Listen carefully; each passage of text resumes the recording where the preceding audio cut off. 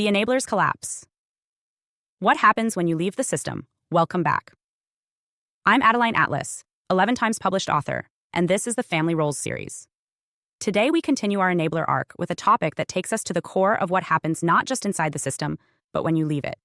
This is the enablers collapse. What happens when you leave the system? We've talked about who the enabler is, how they support abuse, how they pressure others to stay silent, and how they participate in mobbing. But there is no moment more revealing than what happens after you walk away. This is the moment when the truth finally catches up, when your refusal to return triggers a slow psychological breakdown in the one who insisted on keeping the peace. Because what they were keeping wasn't peace. It was a lie. When you were in the system, the enabler had a role. They positioned themselves as the bridge between the narcissist and the rest of the family. They downplayed conflict, softened blows, and managed emotions like a quiet PR firm for dysfunction. They weren't just smoothing things over, they were holding the whole illusion in place. You were the wild card, the one who saw what others pretended not to see.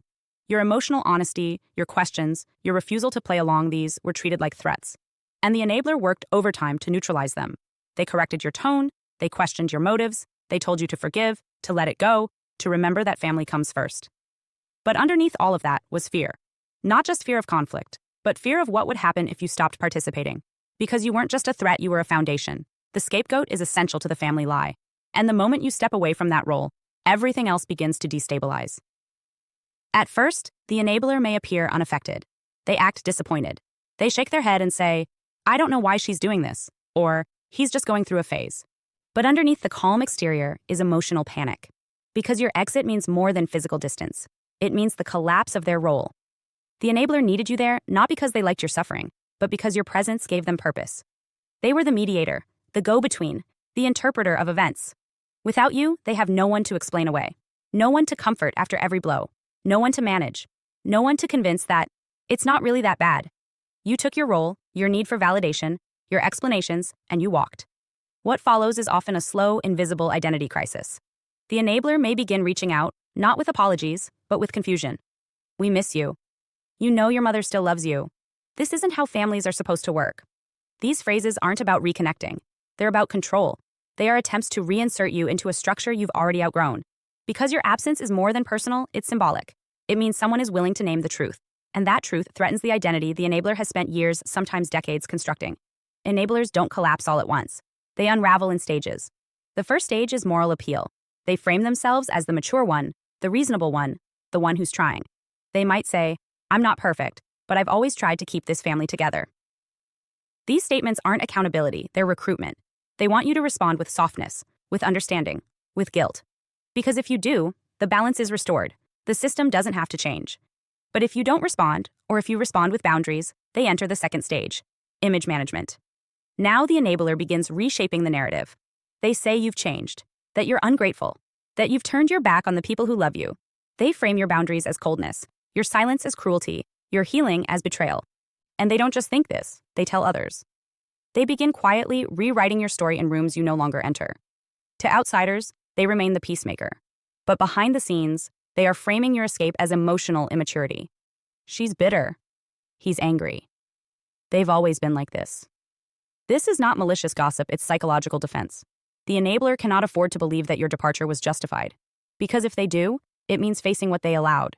It means reckoning with their silence, their complicity, their performance of care. And that reckoning is unbearable for someone who built their identity on being the calm one, the bridge, the good one. So instead of facing themselves, they double down. They turn you into a cautionary tale. And the narrative becomes armor. What's rarely talked about is the grief that follows, not your grief, theirs. When you leave, the enabler doesn't just lose control, they lose emotional supply. You were the one who tried, the one who texted after blowups, the one who wanted understanding. You were the person they got to comfort, to explain, to feel needed by. And now you're gone. You no longer answer the calls. You no longer attend the family holidays. You no longer respond to guilt-laced messages. That silence is not just absence, it's devastation. And for the enabler, it feels like abandonment. But it's not abandonment. It's consequence. When you leave, you are not punishing anyone. You are responding to years of emotional misdirection. You are stepping out of a role that required you to betray yourself every time you told the truth. And the enabler's pain is not a reflection of your cruelty. It is a reflection of their dependency. Because you were never supposed to leave. You were supposed to keep playing your part, quietly, graciously, forever.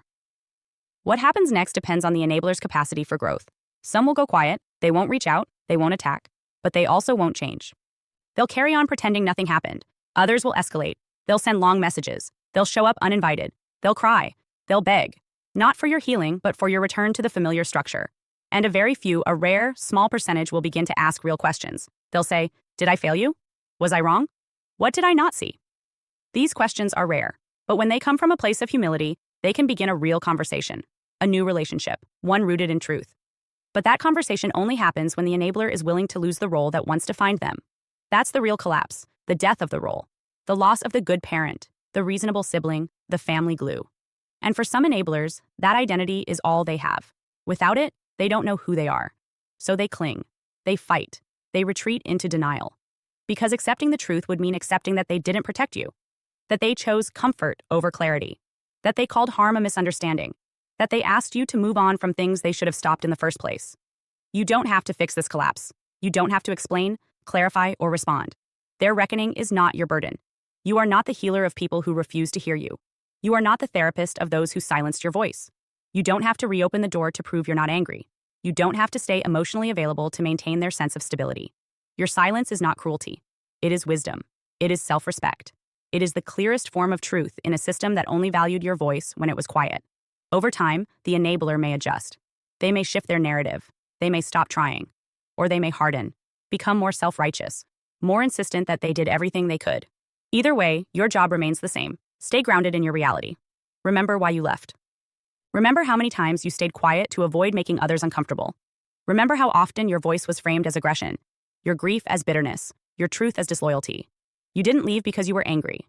You left because the price of staying was self-erasure. The collapse of the enabler is a mirror. It shows them everything they avoided, everything they outsourced to you. And if they choose to break the mirror, that is not your responsibility. Your job is not to carry their reflection.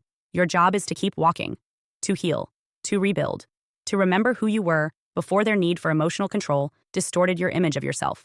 You are not the problem. You are the consequence. You are what happens when someone finally stops betraying themselves to keep others comfortable. And you don't have to go back.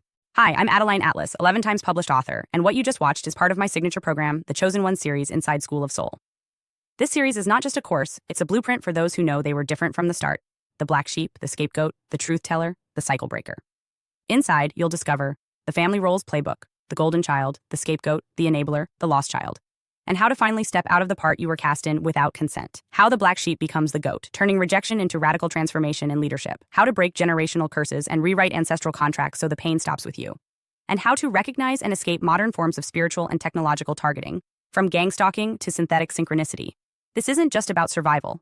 It's about awakening, about reclaiming your voice, your lineage, and your destiny as one of the chosen ones. Click the link below to access the full series now, because the role ends the moment you decide it does, and the real script begins with you.